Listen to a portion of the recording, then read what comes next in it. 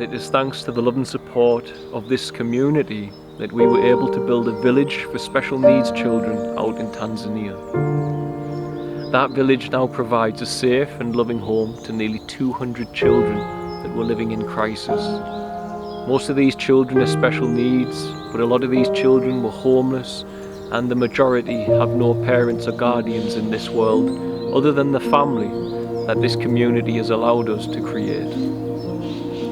Everything that we do to support these children is made possible by this community and those who choose to share what they can and get involved and become, as I often call it, in their own way, a percentage of the parental role for these little ones.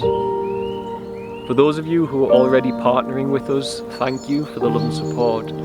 But for those of you who don't know about it, everything that we do is made possible thanks to partners. Those who choose to partner with our family and with it make everything that we do possible and keep our doors open for the next children who need some help or a safe and loving family home. If you'd like to hear more about our partnership program, you can do so by visiting www.sharetanzania.com/partnership. Thank you for all of the love and support, guys. We couldn't do this without you. God bless.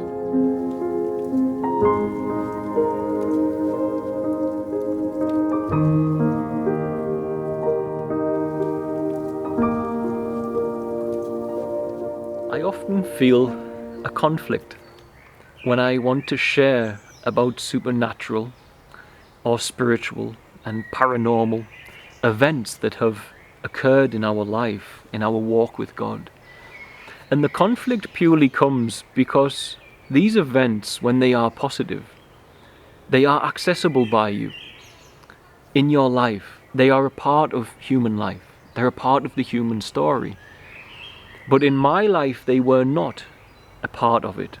They were something I'd heard about, but I remained in that realm of belief and disbelief, or trusting the person or distrusting what they say.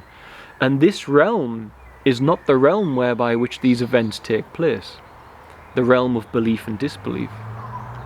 The realm where it takes place is whereby your awareness transcends the personal self and connects to the unified field of creation, and with it the creator from within there. There, your ability to decode this field of consciousness that you live within, the bandwidth of the ability to decode expands, and you begin to see more. You see more of reality than what you did as a personal meanness. Now, those of you who have an interest in something like UFOs, a lot of people spend hours with that hunger to understand, Googling. In other words, they search and they use that yearning to understand, but they search externally. And so they search and they analyze and they sum up and they get to a point that I definitely think I believe this, but you are still left in the game of belief and disbelief. Now, if you, however, alter your time and the resources you have, the free time you have to search in the World Wide Web or in books, etc., and you take some of that time to harmonically attune, to deprogram the part of you that is attached to the personal self, there, in the life of who I am, all of my friends around me and relations who have done that, these events manifest in their life, in front of their eyes. In other words, the more you are yielded to the will of God over your own personal will and personal desire, the more you are in that frequency of purity, which is the walk with Christ, the more bandwidth of reality you see and the more supernatural, paranormal, spiritual events take place in your life. I have spiritual events daily in my life pretty much by now, synchronicities that can't be explained, and it's my normal. But for many, this is something they either have to believe or disbelieve. And so when it comes to this, you should take your time to know that it is for you to have this without belief and disbelief. And breaking down the prison of the mind which leaves you believing and disbelieving is where you will attune to the unity field, and these events will be revealed to you, or these beings that are positive will be revealed to you. And so I want to now revisit last year, because recently I had an addition. And this addition I don't know the answer to. But last year my wife and I were out here, and I was fasting. I had been fasting for 16 days, only on water, without any food. And I was therefore deeply connected to spirit. I was in a profoundly intuitive space. My ability to connect to the spiritual realm, synchronicity, God's presence, dreams, visions, was heightened, profoundly heightened. And in fasting, I have always tried to alert people that there is a state of being for we humans where the heart is just expansive. And it's so expansive that when we meet our fellow man, that we love them without the mind engaging and analysing if we should or not. And I found that in fasting. And so I have never been closer to God than when I am fasting. And my discernment of human beings and spirits, etc., has never been more heightened than in fasting. We lay here looking at the stars, and a craft appeared above our home, and it was low. It was not high in the sky, it was low. It was maybe 30 stories, 20, 30 stories high, something like this. And it was a huge triangular craft. And on every corner there was a glowing orange circle, a sizable circle. This craft was so big, it was bigger than a commercial airliner by far, really by far. But it was completely silent. It made no noise, and it was so low, and it just made no noise. And as it passed over the sky, I said nothing except point my finger. And Fritzi, my beautiful wife here, she never uses a profanity. She was so shocked that she jumped up and she shouted, "What the fuck is going on?" And this was out of character for her, but it was a startling image. And we could see all of the craft, the material it was made of. It looked like a type of metallic substance, metal. You could see the presumably that which was keeping it afloat, these orange glowing sides within it. Now this craft silently flew over, and we are not that far from an international airport. And so I believe these crafts are interdimensional, and they reveal themselves. They have technology we can't quite fathom yet. And it so happened that that day, unbeknown to me at the time, was a day I was not aware of in the Mayan calendar, which is the Mayan day out of time. And they say in the Mayan culture, they said that day was a time where the veil between other dimensions and this one was thinned for whatever reason. Now that's fascinating, because the Mayan creation story, the Popol Vuh, claims that humans were created by an alien species. A pre-existing forest-dwelling human was created by an alien species. So that's very fascinating. And of course the oldest creation story on Earth, which is important to acknowledge here, also says that humans were created by aliens, which is the Sumerian text about the Anunnaki. And that Sumerian text influences Christianity, for the story of Noah was written a long time ago, before Noah. In that time of the Sumerian text, they have a stone engraving of Utnapishtim, who is the same story as Noah. Noah and Utnapishtim are the same person. And so, why do I bring this up now? Well, since that event, I have not changed leading up to that event. I still say the following, so it's clear.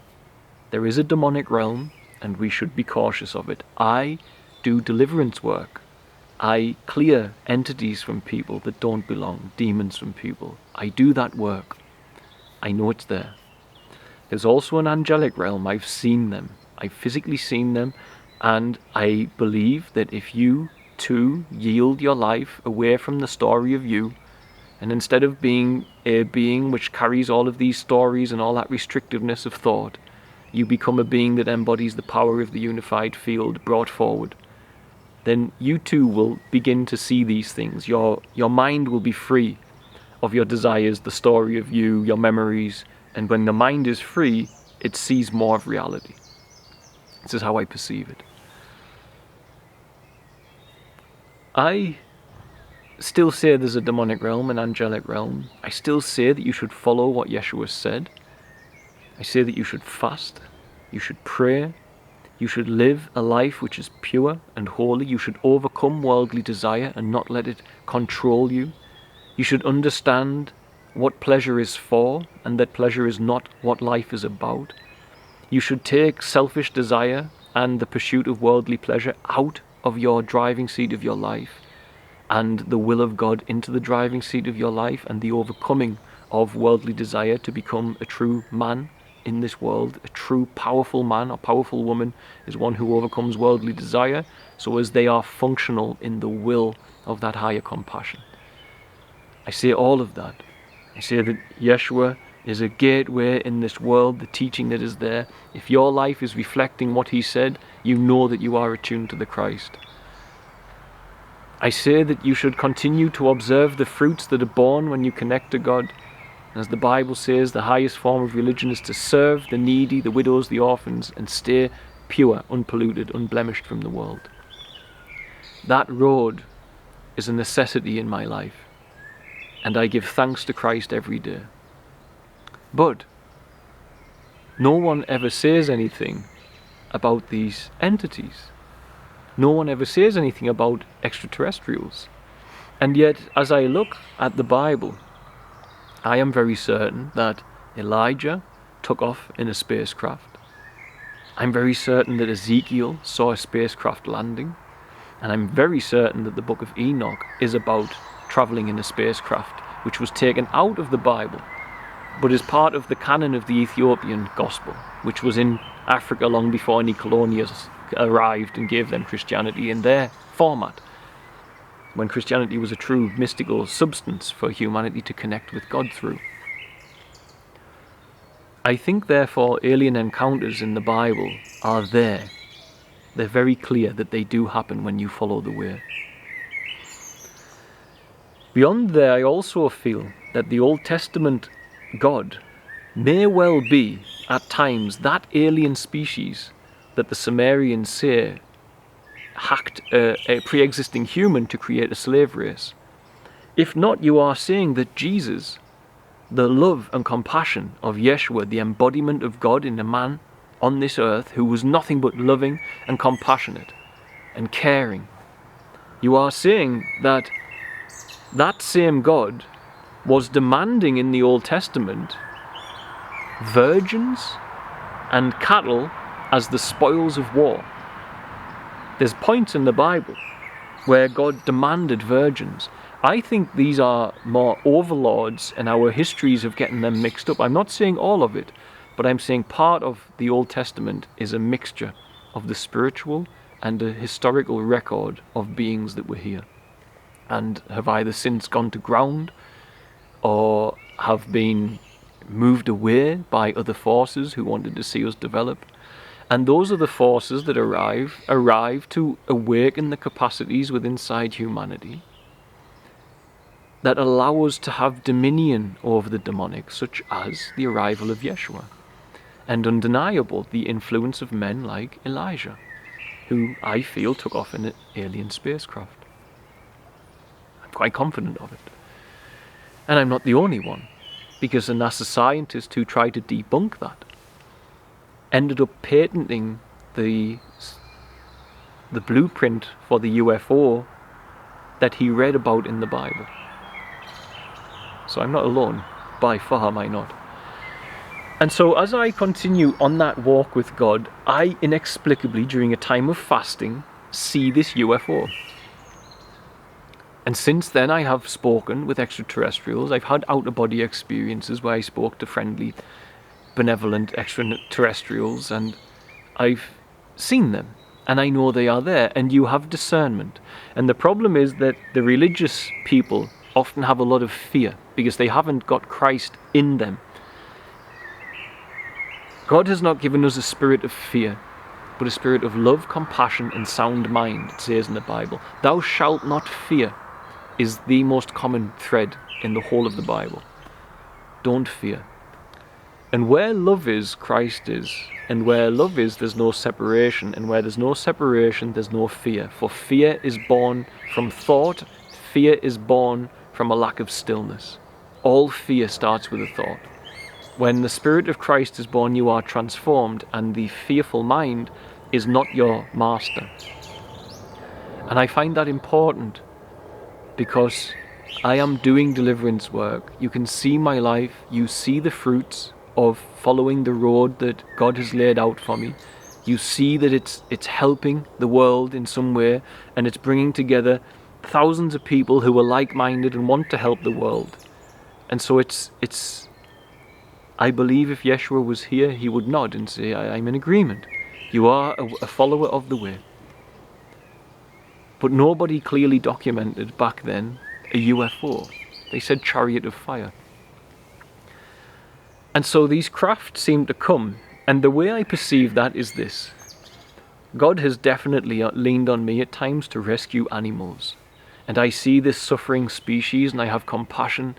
And I have the dog rescue shelter out in Tanzania, and we've rescued all of these dogs, and I have compassion, and God has synchronized endless amounts of times for us to find these beings of another species who were suffering. When I synchronize in life and spirit leads me to help that dog, presumably in this dimension, if there are far more advanced cultures, far more advanced beings than our own, that they would not interfere too much with us for a want of not destroying the natural world. In the same way that Jane Goodall, when she first went to Tanzania, she was giving free bananas to the chimpanzees so she could get them close to her to study her. But it altered their behavior.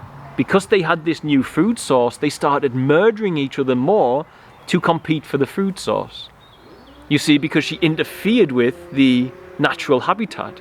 And if an alien species openly, at this time where we are an insane asylum, in a sense, we are so neurotic as a species, filled with war, fear, threat of nuclear war, threatening one another. There's no unity, really. They're trying to force unity through technology, force unity through war, to build a one-world government. It's not an organic, internal unity. It's a pursuit of unity through a state of separation, so it will never work. It will only ever end in oppression. Then you would not want to step in yet. You'd need to wait for them to develop, or you might spoil the species forever. This is how I perceive it. But surely they too can be synchronized to see a suffering species in the same manner that we look at a dog and think they need help. And I believe deeply that this is something that's happening in our world. Now, interestingly, with everything I've said, recently I started praying about this and saying, this craft changed Fritzy and I. It changed our world, our outlook, our perceptions. It solidified something profoundly, and it altered who we are as people. And yet, there was a want to feel more into it, understand why one time, why not again? Will you not come back? Will we ever get to meet you, whoever you were, that knew that I was ending that fast and knew I was in this space energetically that could match you? You see, if you tried to go and help drug addicts in the drug dens in Africa, in East Africa, in Tanzania, you will burn out every day going into that heaviness, finding these 3-year-old children sleeping in the middle of a drug den. It's gut-wrenching, it's heartbreaking. You'll burn out. And so you have to come down to their frequency is why. If you invite them to your office, in your space, then you bring them up, you can do more work. I believe our frequency, when it's too worldly, is abrasive to these beings because they're so sensitive, psychic, and empathetic. I think they're so empathetic that to be around us when we are not in that open space, such as fasting, when we're not open-hearted like that, I think it's too heavy and abrasive for them.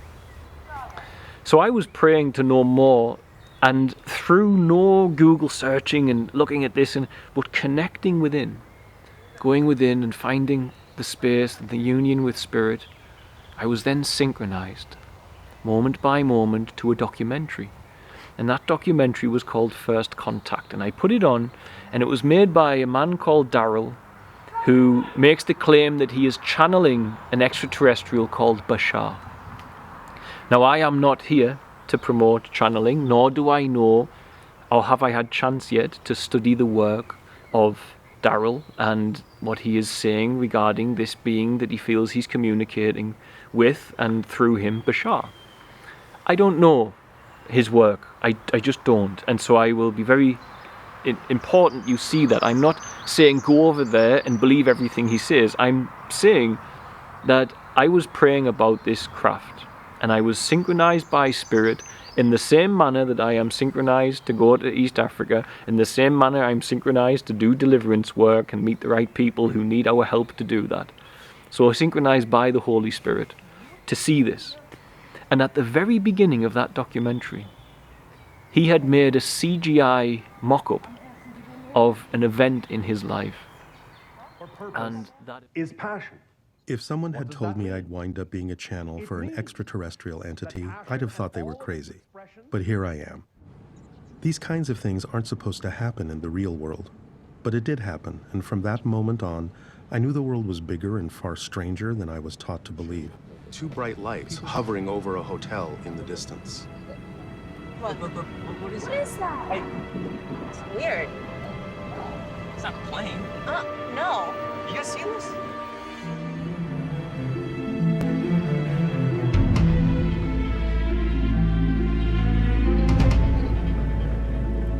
Oh my god. Look, guys, look. Look, there it is. Oh my god, yeah. Look at it go, look at it go.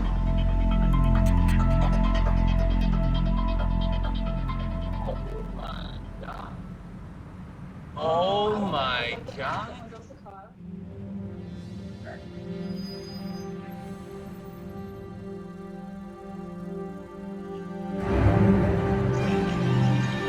Hey, do you see? Oh my god.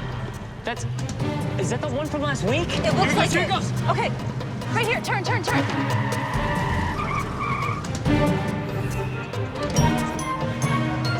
is, I found it again. Okay, keep going straight. We're gonna get it.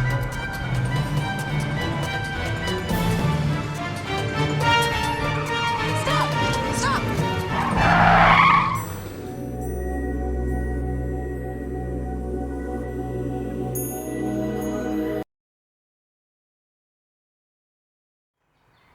And that event was that he and his family, when he was a child, saw exactly the same craft that Fritzy and I saw flying over when they were in the car.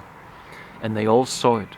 And then the following day they saw it again, and it hovered above them. I don't as yet know what that means or why Spirit led me there. But I found it fascinating that this man who claims that he is hearing a being that is an extraterrestrial, I found it fascinating that he saw exactly the same UFO that we did. And as I say, I am not sitting here saying that you should be channeling. I'm not saying that. All I'm saying is what happened, and as yet Spirit has not revealed to me what that means. And I wait for the Holy Spirit, for Christ, to show me. I may contact Daryl and talk to him and see if I get anything from that. I don't know. You see, I'm yielded to God's plan here. I'm surrendered to it. And any preconceived notions of how that's going to go, I let go of long ago, believe me. But what that means, we will see. But what I do think is that in the Bible, if those men had spent time in our modern day time, I think the writer of Elijah and Ezekiel would have said a UFO landed, a flying craft landed, and spacemen stepped out of it. I truly feel that this is what would have happened. And therefore I say this, if this intrigues you, if this interests you, and you really want to know, and you wish yourself that you had seen this UFO as my wife and I did, a technology way beyond anything that humans have ever said they are capable of. It makes SpaceX look like Victorian technology. It truly does. To see this just silently, this huge craft gliding through the sky. If you want this, don't start Googling and sitting with your bag of chips and being entertained and listening to all of these encounters. Rather than doing that, do that for 20% of your time if you need to do it. But rather than doing that, how about you fast? How about you pray? How about you harmonically attune to the decoded version of yourself so that you can be spiritually reborn? How about you give up on the flesh? Because sitting there and absorbing documentaries and entertainment whilst eating your food, it's a very flesh-based pursuit. How about instead of sitting in there, instead of chasing your worldly desires, that you make a stance to fast, pray, overcome the flesh, overcome your worldly desire, and walk in the Spirit, as I have made the decision to do as a human being many years ago. And you will wrestle between that flesh and spirit. You will wrestle between the personal self, its will and desires, and the Christ that's born in you, the unified field and its will and capacities born through the human shape you are.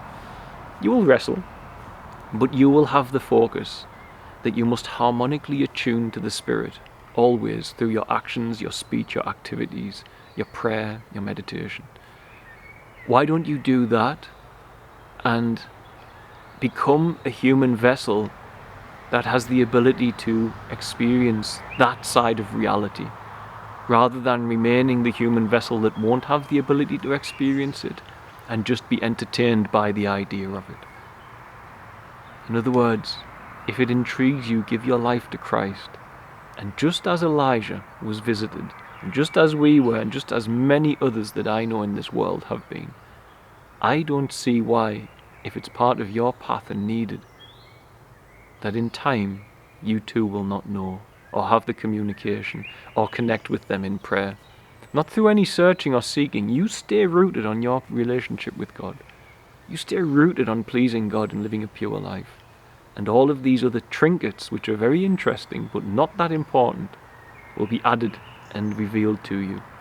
Your ability to have discernment over spirits, to cast out demons, to connect to other dimensions.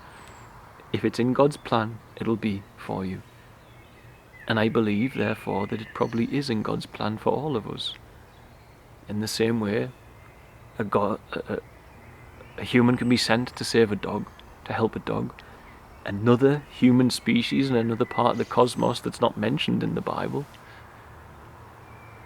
that may well have chosen the Christic path, could be called on and say, look, they're in your image and your likeness, but look how they suffer because they're still primitive. Look.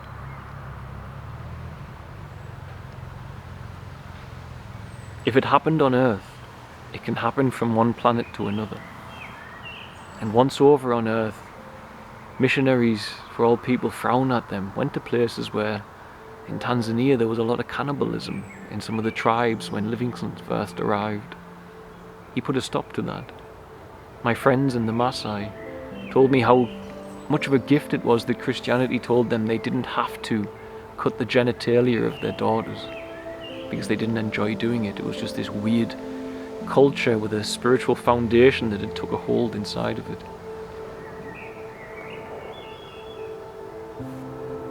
If we don't realize that we may be profoundly primitive compared to beings from elsewhere, we might not grasp this.